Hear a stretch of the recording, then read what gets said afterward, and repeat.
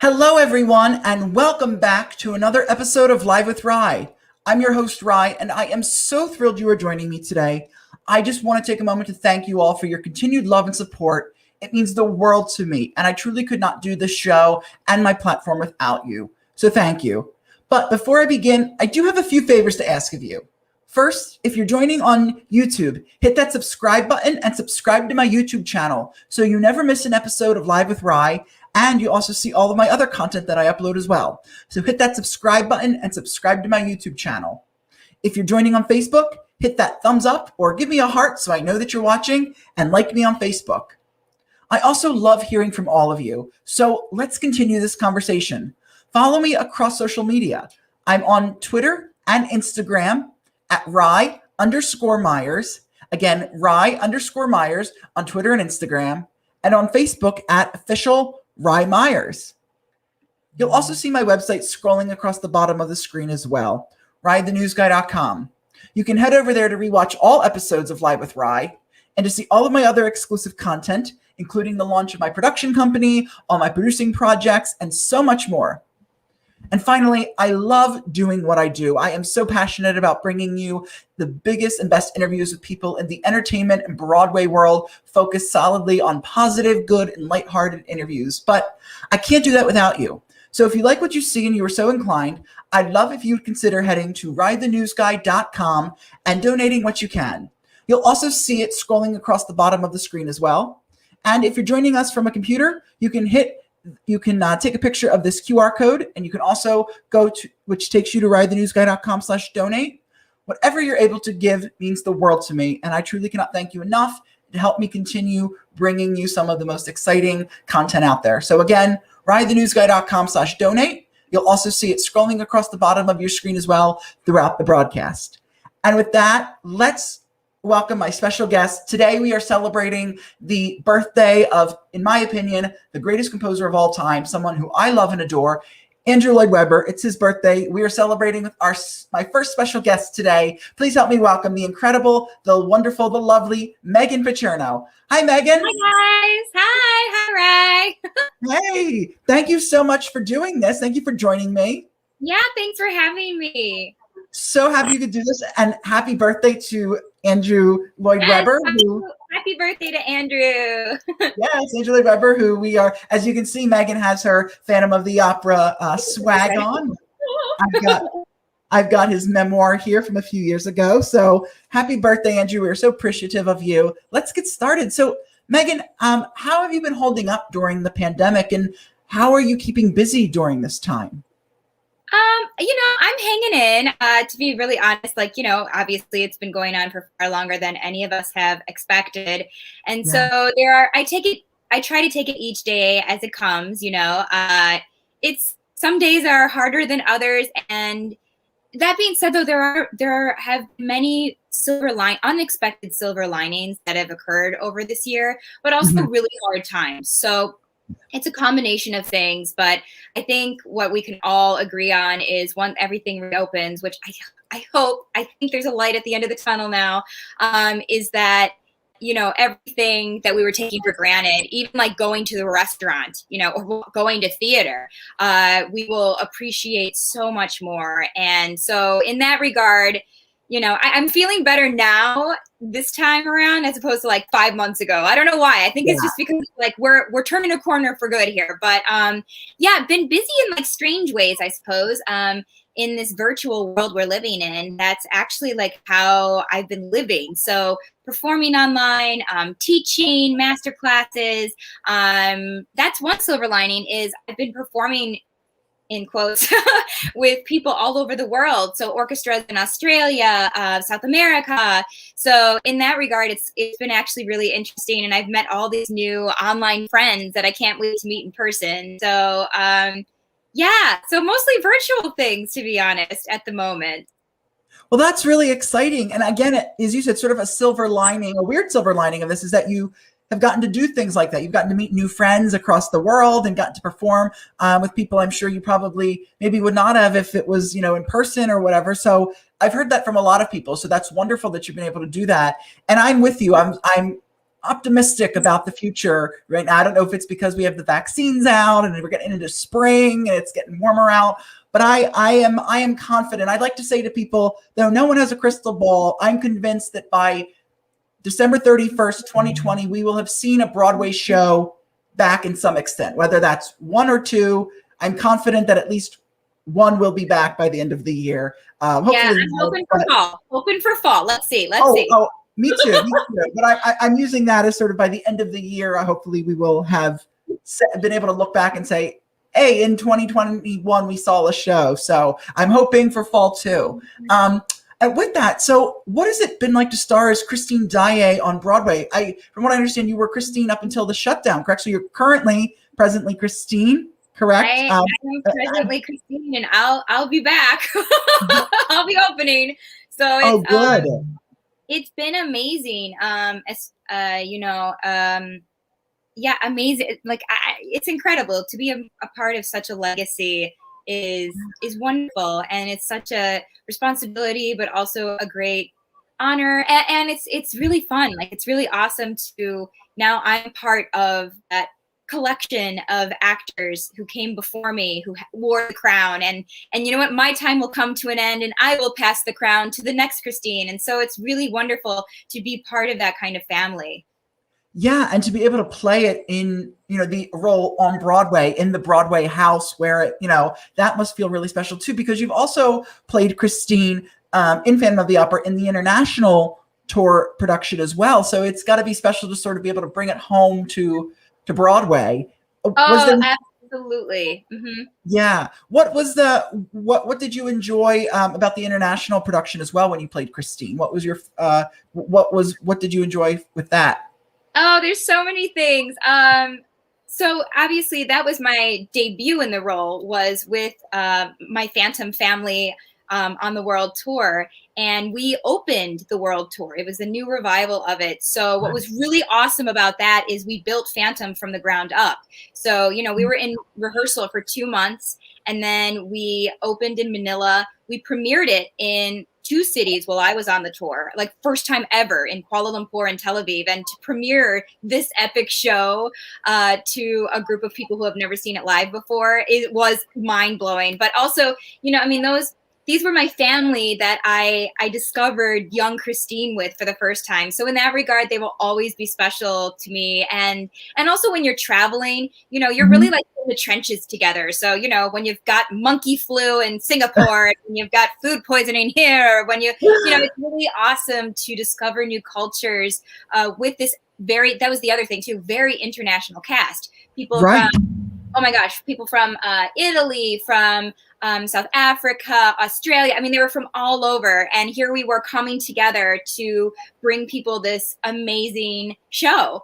So I love that. Like, I love I love our family from the World Tour. And then, of course, it was so bittersweet closing in Tel Aviv, because I knew I was going to Broadway. So I was excited, but I also was so heartbroken to leave my one family, but excited to meet my new family that was coming. So it was such a mix of beautiful, bittersweet emotions that was happening. But of course, I was very excited to come to New York, stateside, come home, and be able to be in this incredible role. What was your favorite country that you performed in on the international tour for Phantom? Oh, that's such a hard one. That's like picking a favorite child. I know. Because each one had its own special sparkle to it. I mean, I really loved Singapore in general, like as a vibe, really loved it. But like I love, like, the people are so incredible in every place that I went that I can't pick. I just love it so much. Did they make the new international tour? Did it sort of resemble the new national tour that went out a few years ago here in the US, or was it even more different than that one? No, actually it was New York. It was the New York version of it. So yeah, so that's the one it's almost a replica of, actually it is. It's very close to New York. Oh, wow. Oh, that's exciting. And were you did it, because I've never seen an international tour. So did you have to learn a new language in each city to perform it in, or did you perform the show in English? Oh, we performed it in English. Oh, okay. But, everywhere that I went, if there was, of course, like when you're interviewing, you want to be a little bit familiar with like if there's like a language that's mostly spoken, but Right. no, we did it in English everywhere we went. So. Oh, that's so exciting. What an amazing experience to do, and to be able to bring, as you said, Phantom, this beloved show, one of the probably most beloved shows in Broadway history, to bring that to people across the world. That's so special. Oh, absolutely. With today being Andrew Lloyd Webber's birthday, which is why we're here, what is a favorite memory or a few favorite memories you have from your time with him? Favorite memory that you have while in Phantom of the opera, be it on tour or international, and then with Love Never Dies. Do you have, I know there's probably so many, but are there a few specific that stick out to you that you have that? Well, I mean, definitely for all of them, opening night. So like opening night for Phantom, I remember there was, no one told us there were cannons of confetti. So like that was awesome. Obviously on Broadway, that was my Broadway debut. I had over 100 people in the audience, and it was just like, it was just so beautiful. And I had already a lot of friends on stage, and also the creatives. A lot of them were the ones that set me on the world tour, or Love Never Dies, or Candide, which is where I met Hal Prince. Yes. So it was just literally like this perfect. And then of course, Andrew is the thread that connects it all, and Hal, because, like Andrew's music and him, they brought me all over the world. So, and of course, like the opening of Love Never Dies, because we premiered it for the first time ever here in the US. So, and Andrew Lloyd Webber was there, and he also rehearsed us before, and that was amazing. Like I loved working with him. I mean, it goes without saying he's brilliant. So it was awesome to work with him, especially on Love Never Dies, like creating this new version, well, not totally new, but kind of new version for the United States. And also I remember my audition for Love Never Dies. That I'll always remember, because it was the first time I met Andrew, and he was just awesome. Like I was so excited to meet him, because I'm from the opera world, so I don't get to work with a lot of living composers. So I was mostly like, I can't wait to meet him. Like, this is going to be awesome. And so my audition ended up being more of kind of like a coaching, because he like jumped up from the table and was like working with me. And I was like, I love you. It was great. He's brilliant.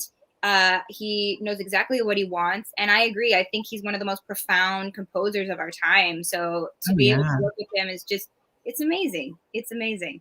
So it sounds like you had more of a connection with him than just in the room. Like you guys really got to know sort of each other, or he at least got to know you a little bit. A little bit. I mean, he brought me over to London to sing. He was getting an award at the Classic Brits, Classic Brit Awards. So that's where I made my Royal Albert Hall debut, actually, singing Love Never Dies. And then also it was his birthday. Oh, it was his birthday. Actually, yeah. And so there was this beautiful big 70th birthday celebration. So I was there too, and I sang for that. And it was amazing to be alongside like these incredible other artists. And I think one thing that was so profound to me is how eclectic Andrew Lloyd Webber's music is, like hearing all the different singers from all his different shows. And I was like, this is amazing. Like his music really touches every kind of person. So so I've had the great pleasure of being able to work with him, I think more than the average person that's in a show with him. So that's lovely and wonderful.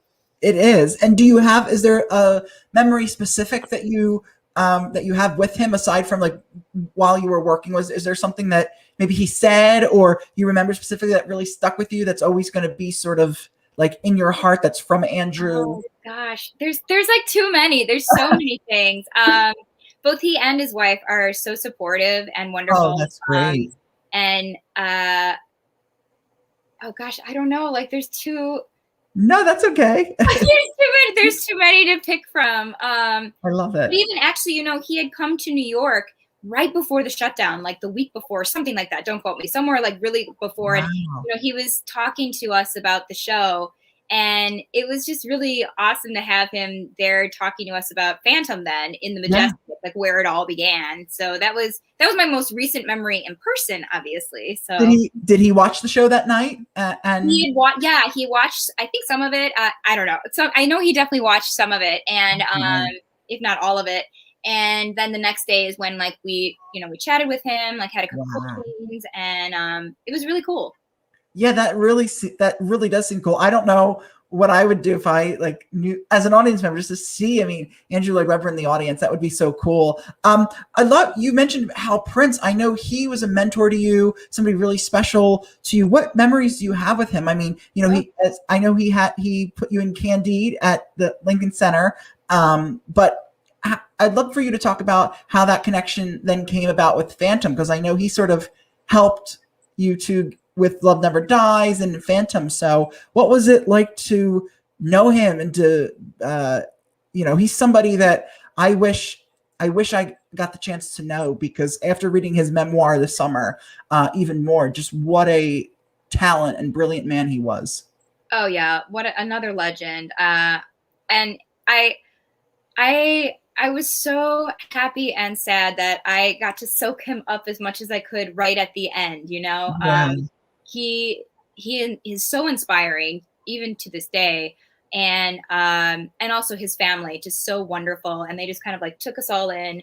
And so yeah, like I said, I was from the opera world, still am. I'm a crossover artist. Yeah. And and so when I was cast as Cunegonde in Candide, as we're going along in rehearsal, and rehearsal, by the way, was amazing. It was like, I say a lot of interviews, but it's really true. Like, it was Harry Potter. It was like the Broadway people and the opera people and the ballet people. And we were just like, you're great, you're great, you're great. And like, I didn't really clock like the legends I was on stage with, alongside Hal Prince too. But I'm like Chip Zien, Greg Edelman, Linda Lavin, J. Armstrong Johnson, who are now like all my friends. And just like, I was learning so much from them. Seeing them operate, which it's different than opera people when you're going through a process. So it was amazing to learn. Also, I remember it was my first 2-show day. I had never heard of such a thing in the opera world. And I was like, what do you mean I have to do 2 shows? And I was like, oh my God. And so it was just, so anyway, so like in the midst of rehearsing for Candide, Hal Prince and Pat Birch is like one of my fairy godmothers. They were like, kiddo, would you ever do Broadway? And I was like, I've never like fully thought about it, but yeah, like that sounds awesome. And Hal was like, have you seen Phantom? And I was like, absolutely mortified.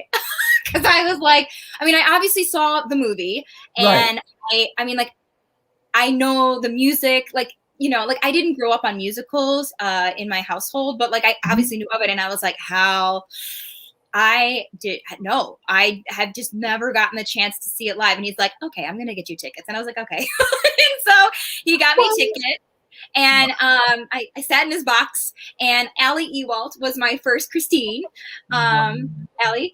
And I remember sitting there, it was a Saturday night, and it was packed, completely sold out. And I was like, oh my God, this is like 30 years later. Oh yeah, 30 years later. And it's absolutely full. I can't believe this. And, the energy was just spectacular. And at the end, everyone left to their feet. And I was like, this is awesome. Totally understand why it's epic. Like, I'm in, like, what rock was I living under? And then I remember Hal called me to his office, and he was like, Pal, he always called me Pal. And he was like, listen, Pal. He was like, so, Andrew Lloyd Webber has a new show that's coming to America, and I think you should audition for it. And I was like, whatever you tell me, I will do. And so I watched the movie of Love Never Dies, and I was like, whoa, this is awesome. First of all, the music is just profound. It is just some of the most beautiful. The score is so lush and very operatic, actually. So I was really excited about the music, the costumes, because we also did the Australian version. So the costumes, the set, I was like, this is mind blowing. This is amazing. And also I loved how strong Christine was. And so I was like, awesome. So I auditioned for Tara Rubin. That was my first time ever auditioning for casting agents, because in the opera world, we also don't really do that. So I know. So it was me, and they were so friendly and so lovely. And I was like, this is great. And then my audition process was very different. Like I said, so our cast for Love Never Dies, they were meticulous about finding the right group of people. And like, they totally found them, because that cast was just, and so, yeah, I auditioned for Tara, and then like 2 months later, I auditioned for Andrew, and I got the part like that afternoon. So it was Oh nuts. my gosh. Yeah. But Hal Wow. is someone who really orchestrated things and has done so much for me. Because, you know, halfway through the run of Love Never Dies, Hal and Kristen Blodgett, also a fairy godmother, music director of Love Never Dies and conductor at Phantom, you know, they had asked me, hey, there's going to be this new revival of Phantom. You want to open it? And I was like, yes, I do. So yeah, but Hal is amazing. His influence, he changed my life. Andrew too. They changed my life. Yeah. I have heard sort of that same feeling from a lot of people who knew Hal, and Andrew too, but knew Hal and just how warm he was, how friendly he was. When he liked you and took you under his wing, he meant it. And he was somebody that a lot of people looked up to. And I think that is so special. And I hope something that you cherish close to your heart, that you got to have something so special like that with him. And it's crazy that he sort of brought you full circle into the Phantom world. And what a treat to be able to sit in his box seat and watch the show. And that doesn't surprise me that 30 years later, the show is still was still at the top of its game. And that's why people keep coming back and watching it year after year. I mean, what just a phenomenal sort of career you've had with that. And I'm glad you had such a good experience auditioning too. That was, that's something that not a lot of people get. So that's very special. What was it like to premiere Love Never Dies here in the US? And what did you learn about Christine as you played her in her older self and younger self? But we can sort of dissect that. So in playing Love Never Dies, what did you learn about her in her older self? Well, so I think what was so incredible to be able to be the first to do something. Obviously, look, Love Never Dies obviously premiered in London. Then it was completely rewritten. And then they did it again with massive success in Australia. And then they took that version. And I think they went to Hamburg and then changed it a little bit. And then we have our version. And I remember Andrew saying, like, I got it. This is it. And but to be able to be the first in an area to do it, there's really something so special about that. And so there was that element of it where you're really creating it here in America.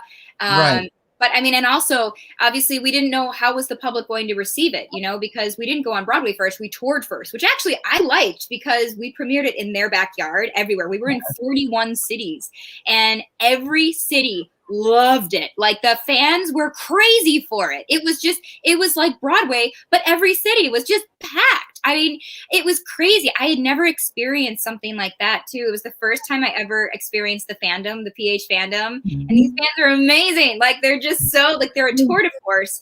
And they love the show. I love the show. It's obviously very dear and near to my heart. What I loved about Christine is, we find her in full blossom. So it's what the Phantom always hoped she would become, and she did. And she's this world famous opera star. She's a mother. She's the one making the money in the family, which was basically unheard of back in those days. So she just had this strength to her that I was like obsessed with, and I was like, this is awesome. What was really cool was to basically like Benjamin Button backwards though, because to play her younger self, the original, which to me was like a prequel almost, because I knew where she was going. So that was always a discussion. I remember Hal, Andrew, and it's always an ongoing discussion of like, remember, you are not Love Never Dies, Christine, yet. She has to get there. The journey, the strength, it comes. But that being said too, like those seeds of what she becomes, I was living and I knew what she would become. So they were always there inside of her. I just have to remember they're like not ready yet to go when I met him. So. Right, of course. Yeah, the success and the rave for Love Never Dies. I know I couldn't believe it, just even hearing it in all the cities of how many people night after night really loved the show. And it was great because, I know in London it unfortunately got panned, and Australia it was well liked in Hamburg. So it was wonderful that it came to the States and was so well loved. I loved that it did a tour first. It sort of gave people an appetite for it, maybe even for those who didn't know about it, which is cool. How did you find it transitioning to then playing Christine on Broadway? Did you find it hard to do, having played her in Love Never Dies, or did you have this background and this backstory that made it a little bit easier? It's a combo. And I think also doing the world tour in between, I was already living in younger Christine land for a little while. So it made it a little bit easier before I went to Broadway. But indeed, I think that a challenge for me as an actor and as a human is I need to make sure, particularly Act 1 of Phantom Christine, is her vulnerability. Like, that has to show. And I'm a firebrand, and so I have to even remember that I also am vulnerable, and also I have to give that up so she can have her journey. So that's what I actually have a hard time with, is keeping her have a starting point where she can grow then, because Act 2 Christine is very different, obviously. Like, she has become a woman about who she will become later in Love Never Dies, but she's not there yet at the beginning. So you have to be okay with, like, she's making mistakes and discovering and, like, not understanding everything, and, like, that's something, you know, you're giving up your power to men, and, like, there's all this happening that is something that's a challenge. Also vocally, you know, my voice it's always been big for me. But, you know, young Christine, and my voice is large for young Christine too, but I know that, you know, we have to find the right mix and color, because she can't even be what she is yet in Love Never Dies. So that's something we're always, like, fine tuning and working on, and, like, finding the right paints to paint with that. So, but it's amazing though, because, you know, this is where it all began. It's the OG. And so. That is exciting. Well, in keeping with the tune of today celebrating Andrew Lloyd Webber, and as I said again, I have his book here. I wanted to talk with you about, we mentioned this when you first came on. I actually sort of have a special connection, I guess I could say special connection, with Andrew Lloyd Webber and with yourself. So I guess 2 years ago, 2018, when Andrew Lloyd Webber released his memoir, Unmasked, which I highly recommend everyone reads if they haven't. It's not a promotion. I just really like the book. He came to the town hall here in New York City, and I was fortunate enough to get a ticket. It was a great night. It was moderated by Glenn Close. And then all of a sudden, in the middle of the moderating, Glenn Close had read a question, and she said, you know, this question is from a Meghan Picerno. And all of a sudden, Andrew was like, oh, Meghan, isn't that our Christine? And you came up on stage to perform. So tell us about that. What was that? How did that all happen? I thought that was so cool. Oh, it was really fun. I mean, Andrew's really funny, by the way. I think this is something that maybe people, I don't know if they know or not, but, like, he's really witty, really funny. But yeah, we were kind of just, like, rolling with it. We had just closed our leg of tour in Chicago on Love Never Dies, and we were about to go on, like, a 1-week break or something. So I was literally, like, on the plane from Chicago, and they're like, hey, Meghan, can you come to town hall tonight? And Andrew was wondering if, like, you know, he could play and you'd sing. And I was like, my plane's delayed. I don't even know if I can make it, but yeah, that sounds awesome. So I literally went from the airport to town hall, and we just kind of improv the whole thing, in a sense, yes, like, right. with, like, the questions and everything. Cause I remember, it was cool to meet Glenn Close, and he was like, it was, like, some question about, like, oh, who do you like, sopranos or mezzos better? Yes. But it was awesome, and also to have him play Love Never Dies on the piano while I sang was Love Never Dies. Yes, I was wondering. I was trying to remember. I was like, did she sang Love Never Dies? Or did she sing All I Ask of You? I was like, I think it was Love Never Dies. Yeah. But I remember that. It was so beautiful and so off the cuff. And then I think later it was like, you know, it was realized that it was kind of like planned, but it was still really a cool segment and sort of a cool off the cuff improv thing in this exciting night to have with him. And it was neat to be in the audience to not only see him, but then to see this happen. I thought it was quite neat. He was like, oh, is that Meghan Picerno? You used to be on tour. And I was like, what are you doing here? Yeah, I was like, oh, and then I was like, oh, did she just get busted? I was like, is she actually supposed to be on tour and she got tickets?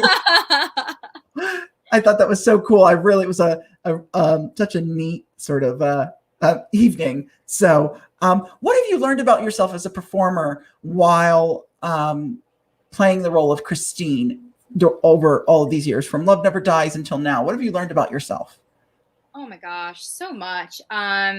You know, I had never toured like this before. In opera, it's very different. So I think in general, you learn that you can do so much more than you think you can. Yeah. You know, the tour life is rigorous, and so is Broadway. So is Broadway. Yeah. No Broadway performer is like, I'm going out and partying and it's fine. Like, no. Like, it's a very, I mean, some people might be able to, and God bless, I'm not one of them. But, you know, it's really very disciplined. It's very structured. It's really also, you know, I learned a lot about self-care because without that and knowing like how much you can give or not give is necessary in order to be able to give everything you can for the show each night. So because I've been very fortunate, I literally went from one to the other. So Love Never Dies. We closed on a Sunday. 3 weeks later, I'm on a plane to Manila. It was like New Year's Eve. I celebrated, and then boom. And then I had 2.5 weeks of rehearsal between Tel Aviv and then Broadway. And then I was going until the shutdown. So, you know, to have that kind of like constant go, you really have to take care of yourself, both mind, body, spirit. So, you know, what are you eating? You know, what are you doing for physical activity, for your soul? Do you need a massage? Do you need to sleep? Like, just really be in tune with your body. I think that's definitely something. And to pace yourself as much as possible. You know, one thing that I don't know if a lot of people know, but in order to do an 6-show week or whatever like that, you know, you have to pace yourself.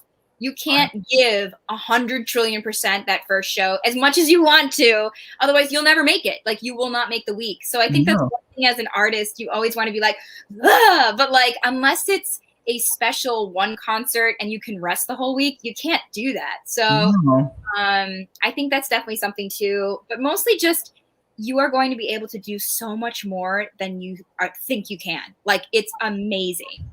Yeah, I bet. What how long were you in Phantom before the shutdown? How long were you Christine on Broadway for? Oh, I can tell you. October 16th was when I premiered. Well, my premiere on Broadway. So yeah, October. So like just about 6 months. Nice. So you got some time to really get comfortable in the role and sort of explore Christine Daee on Broadway and sort of make her your own and sort of understand where she lies and how she sort of fits into. Yeah, I was just getting into the flow, and then it was like, just kidding. And I was like, oh God. So yeah. Well, one of the things I have to say is, I mean, Andrew, as I'm sure as you've seen, he's been such a force in wanting to bring theater back safely, of course, and in wanting to get the arts back, especially in the UK. He's been sort of front and center. Do you know, or I know he had mentioned Phantom over there was going to be sort of getting rebooted. Has there been any talk about that you can reveal in Phantom over here being rebooted, or sort of anything that you can tell us about sort of maybe next steps? As far as I know, it's our version. It's the New York version. It's just reopening. And as far as I know, we're hoping for fall. Like, that's nice. This is what we're all hoping for in general for Broadway is fall. So we are all hoping for fall to reopen and create history. I mean, I know, in fact, the 1 year anniversary of the shutdown, without trying to make a big deal out of it, because it's a weird big deal, right? No, I totally get it. Our whole Phantom family got together on Zoom, and it was like nice to see everyone, and like everyone's hair is longer, and like, you know, we all miss each other, and we're definitely all thinking about that first day back because it's epic. It's history. Yeah. It's really historic. So I can't wait for it. That, you know, and I've talked to several people on this show when we've talked about that first night back in a theater. I mean, just I think about it often, what show I'm going to be in, where I'm going to be. Like, the state of mind of everyone, both performers and audience, is just going to be, I think, something like no one has ever felt before. I just even think about it now, what that experience is going to be like,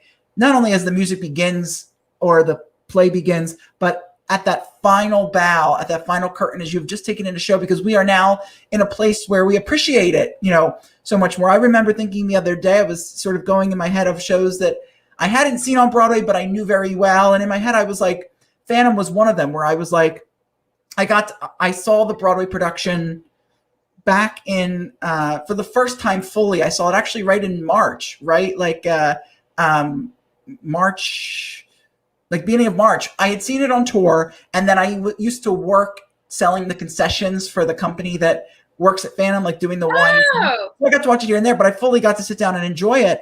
And I remember thinking to myself after the shutdown happened a few weeks ago, I thought, I will never again take it for granted, like, oh, this is a long running show. Oh, I'll see it, or like, to what all of us would not give now to just sit in a theater and watch that happen. I mean,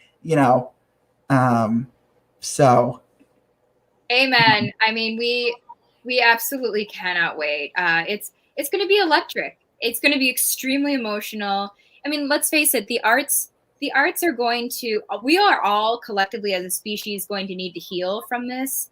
And it's going to be the arts that are really going to be the salve, the balm to help us get back to being human.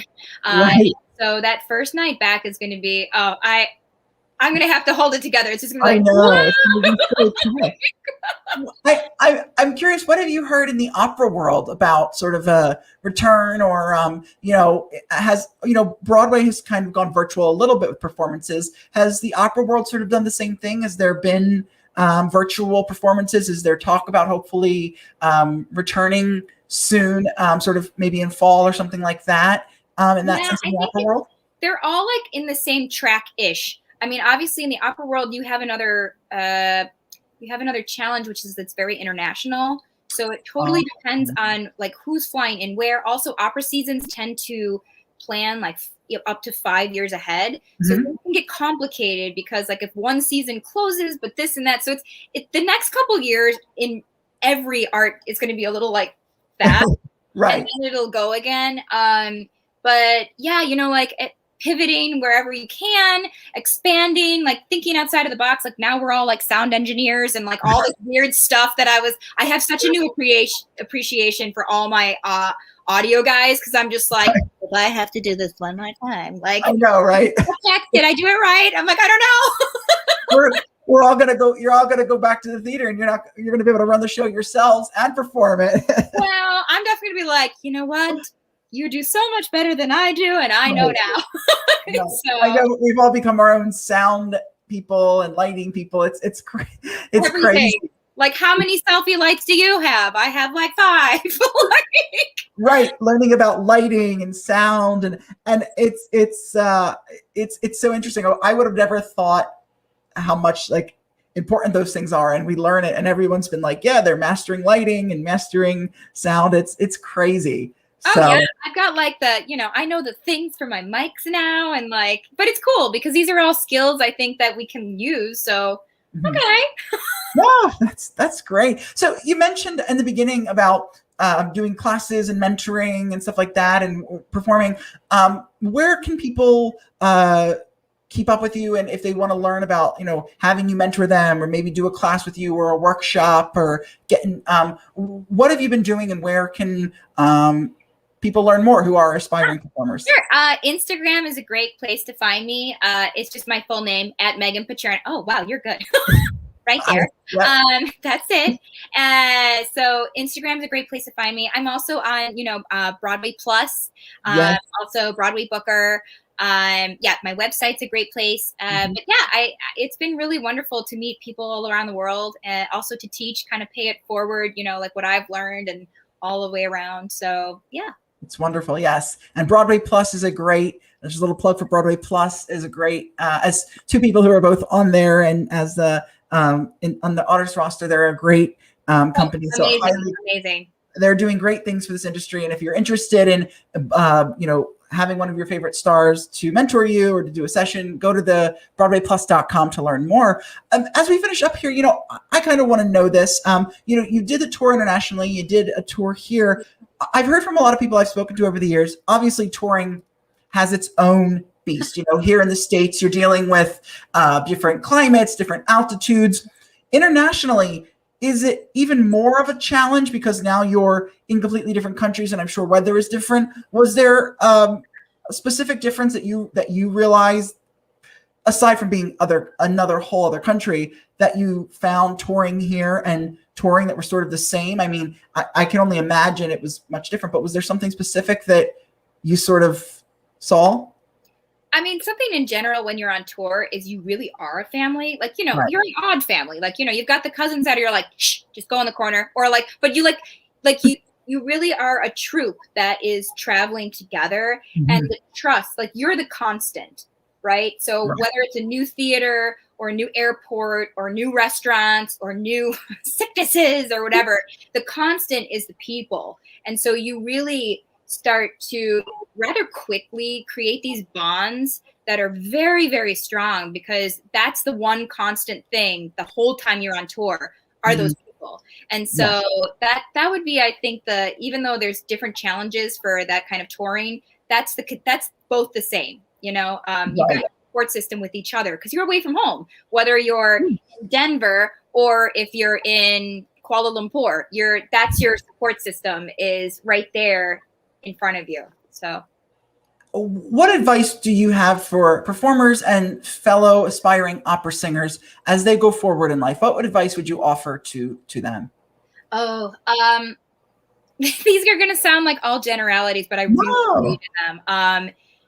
One is to be you, like unapologetically, beautifully you, and no one else. There's only one person on this planet, in this universe, that is you.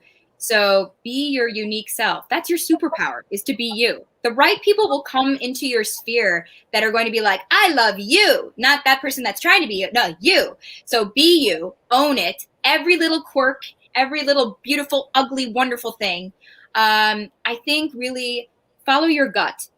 You might have a crazy idea, and to everyone else, they're going to be like, what are you doing? But for you, you're like, yes, this sounds right. That's right. Follow whatever that little voice or that feeling is, follow it fully, dive in. And if you don't really know, look, you're never going to be fully ready, but dive in. Prepare, of course, but also dive in, let it consume you. I would say also keep the fire burning. And as much as you can in this world of social media, I mean, it's a challenge for me too. Do you.